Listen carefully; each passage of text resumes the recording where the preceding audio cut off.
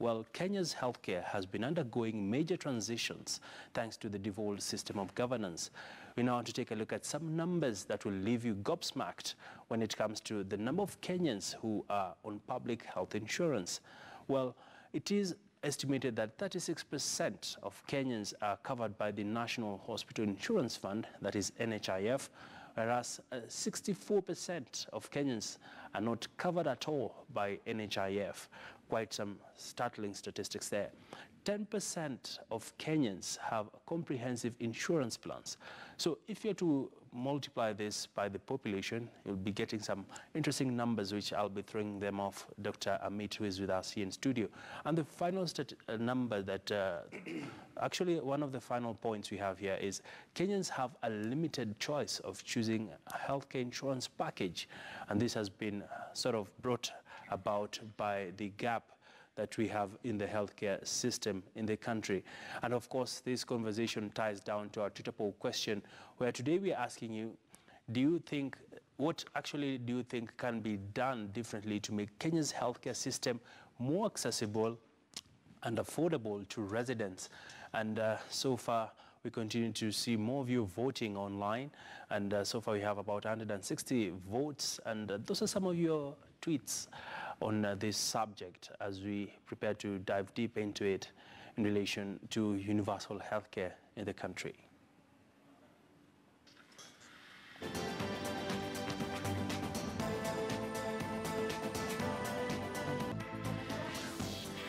Well, thank you so much for your feedback on this question.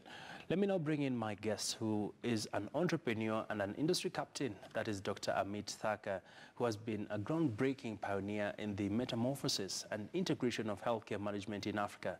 Dr. Thacker is the chairman of the Africa Health Federation and chairman of Africa Health Business, and founder as well and board director of the East Africa Health Federation, as well as the chairman of the Kenya Healthcare Federation and the co-founder of Avenue Healthcare. Many thanks, Dr. Amit. Thanks, Ambi. Thanks for having me.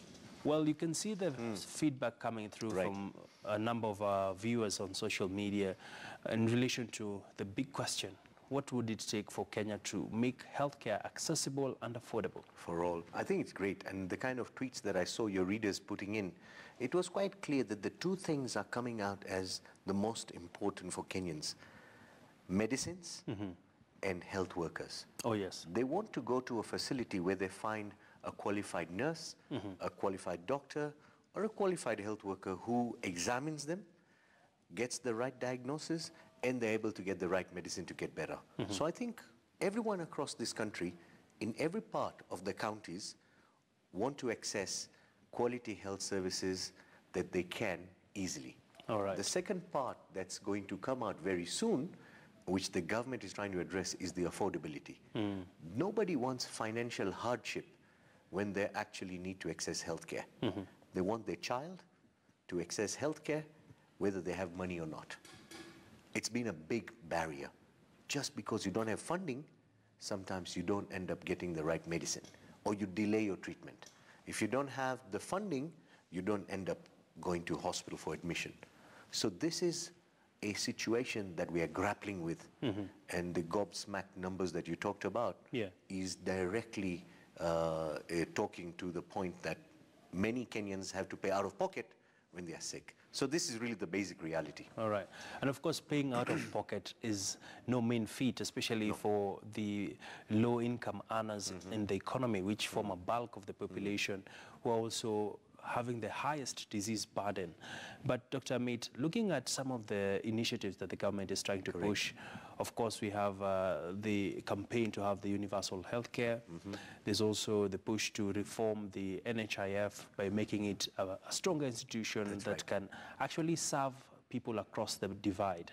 But from where you sit, what really ails institutions like the NHIF, and why can't people have free access to medical care, other than currently we know maternity care is free of charge in public hospitals.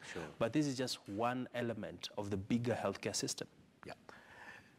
As you rightly put it, 70%, 7 out of every 10 Kenyans are having to face a challenge when they access healthcare because they have to keep paying out of pocket for treatment.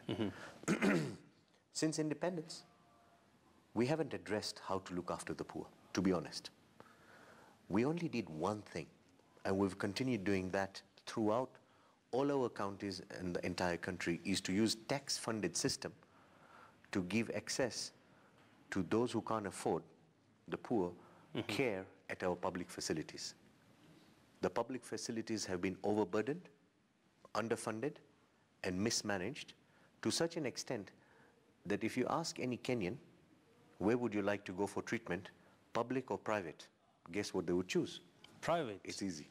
Ask the leaders, ministers, or in fact the head of state, where would they go for treatment, public or private? Overseas. So overseas, not even Kenya. So it shows the weakness in leadership on how to build our healthcare system. That's one. What are we doing now after 50 years? We have decided that we will go towards universal health coverage. I think we may be missing the boat. We need to build our health system before we build insurance. Just throwing money behind getting Kenyans covered does not mean you'll get care. It's no point having an NHIF card when you go to the facility, you still don't get the treatment or the medicines. It's going to be a waste of billions. Yeah. Anyway, we have embarked on the journey of universal health coverage. We have embarked on a journey that we want 100% of the Kenyans covered. Great. Yeah. What do we have with us to build this? We have an extremely weak system. NHIF, since independence or since its inception, has never looked after the poor. Remember the law under which NHIF exists, it only looks after the contributors. So the contributors have only been those who are working, either in the teaching service, civil servants, or the formally employed. They have been members. So NHIF has got vast experience for those who are working and The are salaried. members. The salaried. Yeah. But they have never had experience on looking after those who are indigent and those who are poor. Their network, their facility, their management is extremely weak on how to reach that. And since devolution, I think the counties now have to take on an interesting challenge to reach the population that's closer to them. So we have NHIF, which is what we are using and banking on to build universal health coverage. Yeah. The trust of NHIF for the Kenyans has been in all-time low. So we need to really reevaluate. Maybe we don't have the raw materials correct to reach the 70%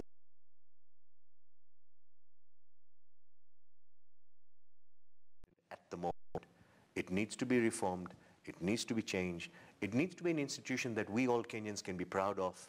And then we can bank our lives and our health onto NHIF before we just roll it out. All right. The second problem we have is leadership and governance. We need to make our public health systems and our private health systems offer quality services at affordable price. We need the right amount of doctors, nurses, and community health workers, and have the right supply chain. Okay. And finally, one more point that I think the viewers must understand is prevention is better than cure. Right now in Kenya, it is prudent that we focus on preventive health, because over 30 to 40% of our health bill can be reduced by effective preventive measures. That's going to take us to universal health coverage in a better manner. And you actually raise a very pertinent point around moving away from curative healthcare system to a preventive healthcare system.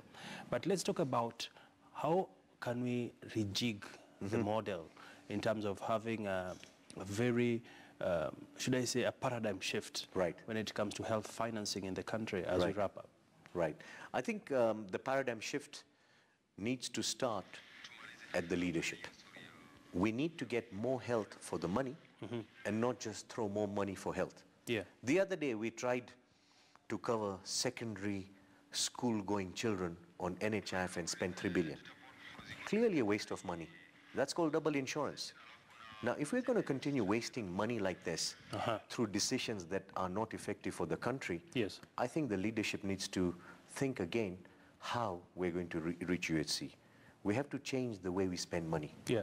We're wasting money by buying containers, which are sitting at the port, 100 containers, at 10 million shillings each, which each one of us, anyone can buy it at 2 million. So I think we need to stop waste at the Ministry of Health with the funding that's going on. It is unacceptable. I think we can produce more health for the money in our country than just throwing more money for health. All right. That efficiency in itself will produce double the healthcare that we are producing right now. All right.